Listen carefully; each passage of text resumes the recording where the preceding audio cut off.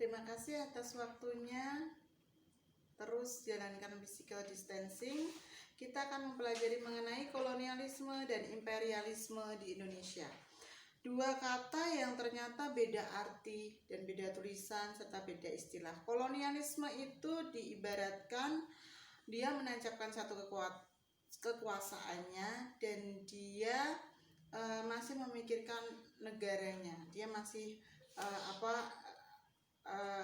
sistemnya masih bernaung di negara asalnya. Sedangkan imperialisme dia sudah berada di tanah jajahannya. Itu perbedaannya. Sehingga dia sudah bertempat tinggal. Imperialisme itu sudah ibaratnya si koloni, dia memiliki satu koloni dan dia sudah bertempat tinggal di daerah jajahannya. Itu imperialisme. Seperti itu.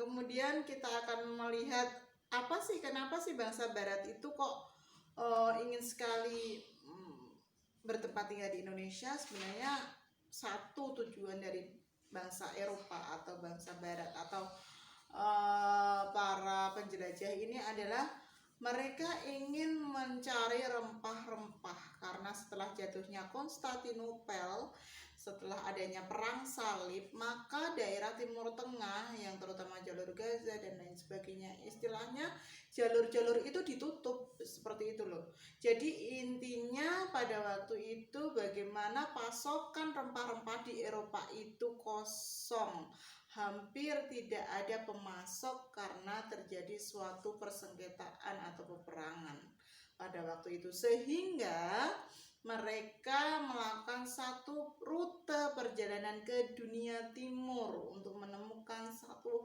harta yang paling mereka cari. Itu bukan hanya emas tapi juga rempah-rempah yang sangat banyak fungsinya.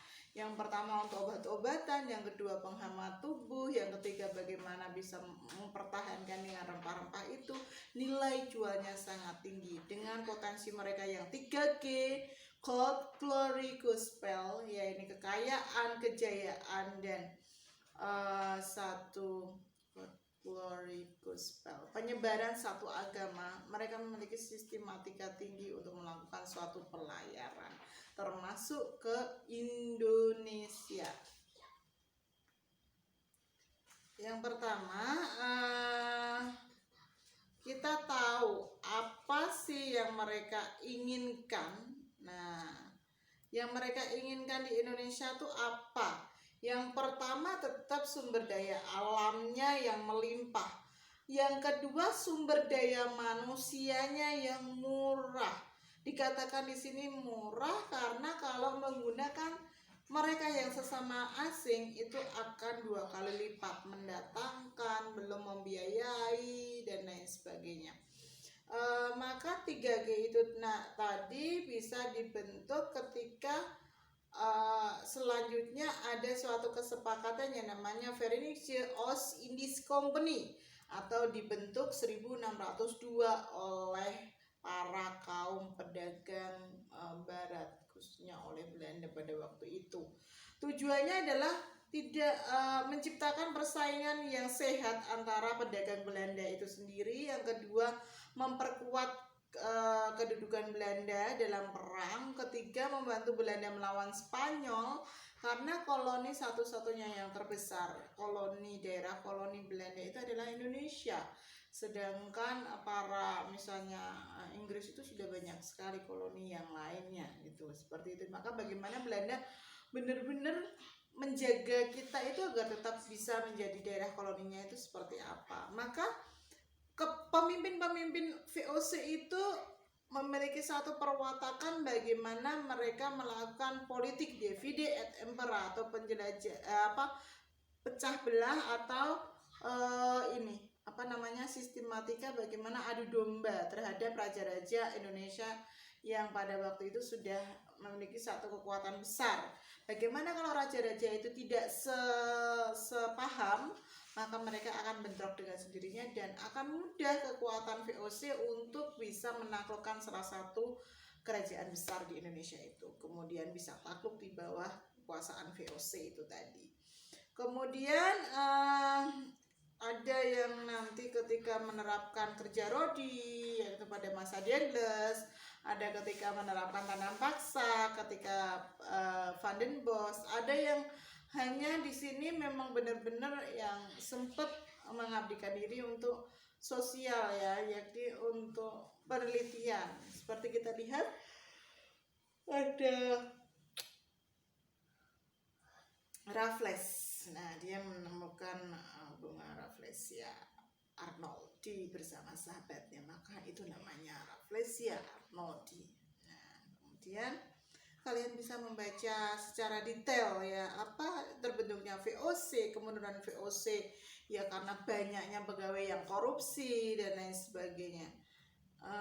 Kemudian kalian bisa lihat di dalam PowerPoint Ibu yang sudah Ibu jelaskan, Ibu paparkan di dalam YouTube Ibu itu bagaimana masa Van den Bos, bagaimana masa Daendels, terus kemudian apa yang dilakukan Daendels pada waktu itu. Kenapa ada jalan Daendels?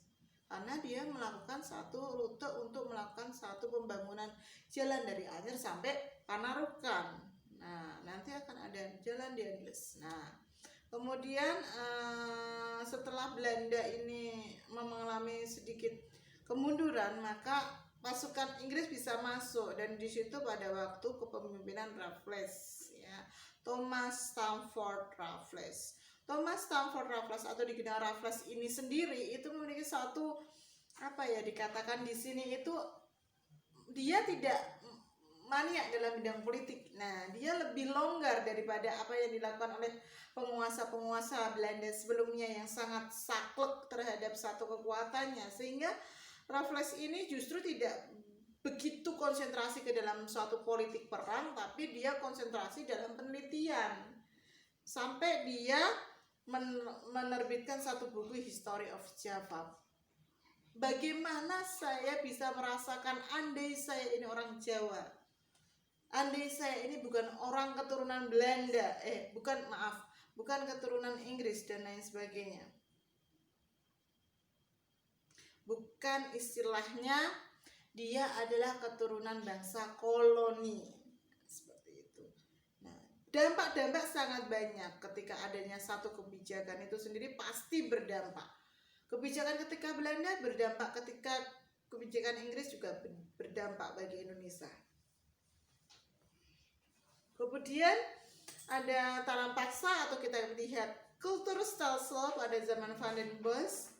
Banyak sekali yang menjadi kerugian bagi bangsa Indonesia karena ternyata ketika gagal panen itu pun dibebankan di Indonesia, ketika tanah itu sudah sangat sulit diolah kembali karena menanam tanaman yang memang sangat sulit untuk diterima oleh tanah yang subur, dan kemudian adanya suatu kelaparan, kemiskinan dan lain sebagainya itu terjadi ketika tanam paksa. Nah, di dalam yang lain kita bisa mempelajari dengan modul atau bahan pembelajaran Ibu yang sudah Ibu upload di YouTube. Terima kasih atas perhatiannya dan semoga kalian tetap belajar meskipun dalam kondisional physical distancing. Jangan istilahnya menambah korban lagi. Bismillah, kita bisa melalui ini bersama-sama. Tetap patuhi aturan yang ada dari pemerintah.